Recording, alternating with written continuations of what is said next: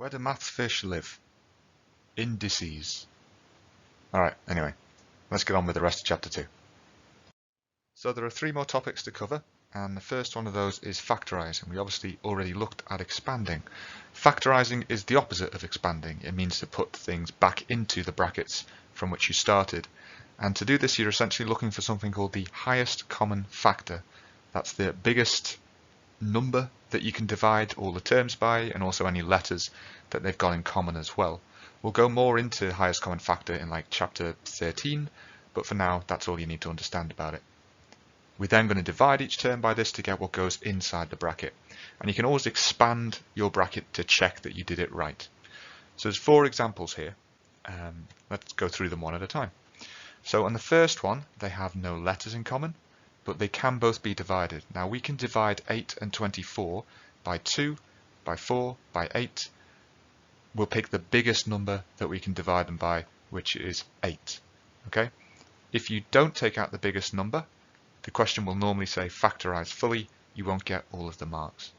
So we divide them both by 8. That'll just leave us with 1a, but we tend not to write 1 in algebra, so just a. And 24 divided by 8 will leave you with 3. So that's it. That's all you have to do. Divide it through. For the second question, they kind of can't be divided by a number. I mean, we could treat this as 1a squared and say we can divide by 1, but we never want to take out a factor of 1. That's basically pointless. But they do both have an a in common. So a is going to go outside of our bracket. Now, what will that be if we divide it? That's obviously going to be a minus in the middle. A squared divided by a kind of like drops the power by 1. So it's going to go from to the power of 2 to the power of 1. And we'll just write that as a. Now, let me write that a little bit better. A. So 9a divided by a, that's going to take out the power entirely and just leave us with 9. And you can imagine if you expanded that out, you get a squared from that term and 9a from that term. So you know you've done it right. For the next one, we can divide both of these by 2 and 4, and that's about it. Can't divide them both by 16. And a common mistake people make is to just take whatever numbers at the front and have that outside the bracket. It needs to divide into them both. So 4 can go outside of our bracket. What letters do they have in common? Well, they can both be divided by A, but they both can't be divided by B, and they both can't be divided by C, so we have to leave those. So that's our highest common factor. 16 over 4 is 4. 20 over 4 is 5. There's a minus here. And then what letters are left over? We need a B and we need a C. Okay, and then the last tricky customer. What can we divide 12 and 10 and 8 by? Well, there's only really 1 and 2 that we can do that with. They are all even numbers at the very least. What letters do they have in common? Well, they all have a B. More than that, they all have a C as well. So we can take 2BC outside the brackets here. Now, numbers-wise, divided by 2 is going to give us 6, 5, and 4, plus and a minus, respectively. And then we have to think about the rest of it. So if we divide b squared c by bc, the c's will cancel out. B squared will drop down a power to just b, so it'll be 6b. Similarly, for the second term, the b will cancel out and c will just go down to c.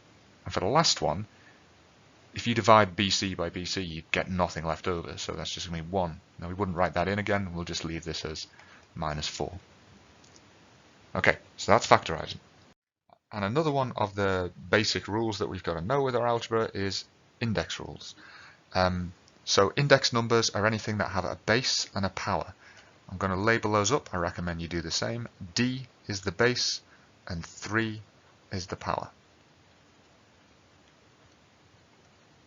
That's important because these index rules only work on terms with the same base.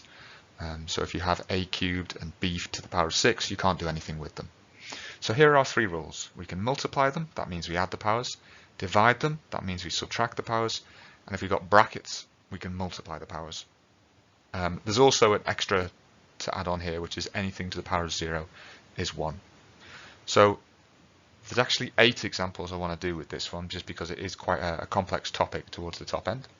But here are the 4 basics, okay? So here we've got a multiply. Now multiply means we add the powers, so this just equals a to the power of 7, 2 plus 5. For the second one, this is going to give us, so we need to do 2 minus 5 is minus 3. We don't do 5 minus 2. You need to do the sum in the order that it is. So dividing, subtract the powers, 2 minus 5, a to the power of minus 3. Third one, we've got brackets, so multiply the powers. 2 times 5 is simply 10. And then this is a very common GCSE question where they ask you to use lots of rules at once. So what I'd recommend you do with this is do the top and the bottom separately first. So the bottom is a bracket, so we're going to multiply our powers. We need to do minus 2 times 3 on the bottom. And we'll get a to the power of minus 6. On the top, it's a multiply, so we're going to add the powers. And we actually want to do 4 plus minus 7. Now if you think about that, that's the same as doing 4 minus 7, which is minus 3. So we're going to end up with a to the power of minus 3. Now what does the division, there we gave it away, what does the fraction sign mean in algebra? It means that we need to do a division. So we're not quite out of the woods yet. What we need to do here is a subtraction. So minus 3 minus minus 6.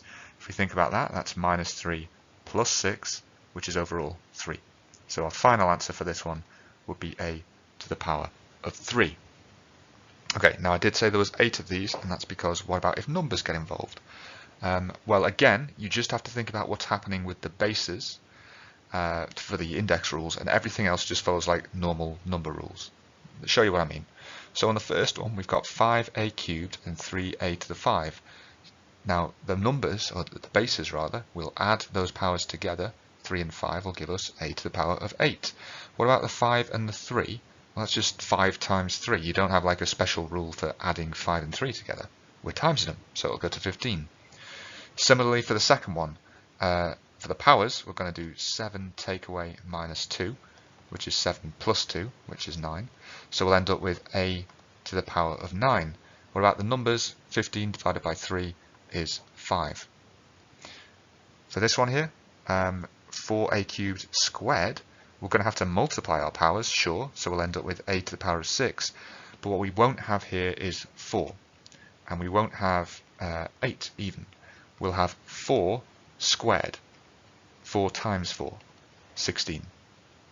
Okay, so just make sure, yes, index rules exist, but so do normal calculation rules. And a tough question will combine the two. And lastly, a to the power of 0 is 1. Make sure you remember that. It's an easy mark when it comes up. And the last thing I wanted to talk about was substitution.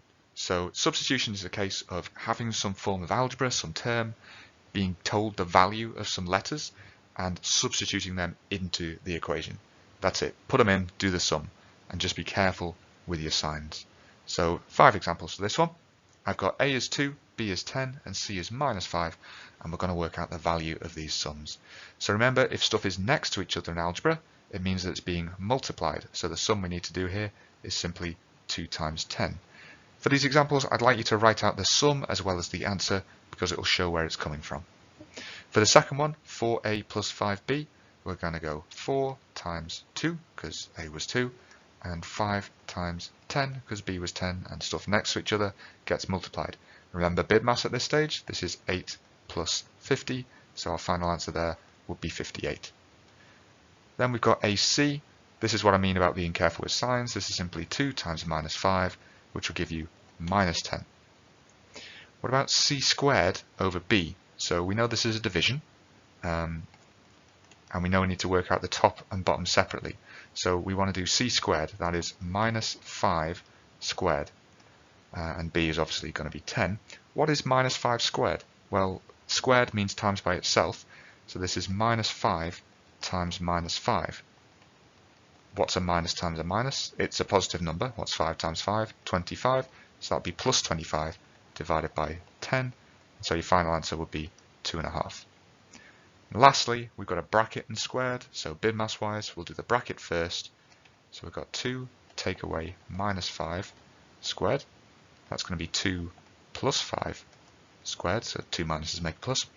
7 squared is 49. There we go. Substitution. And that's the end of the first algebra chapter. Well done.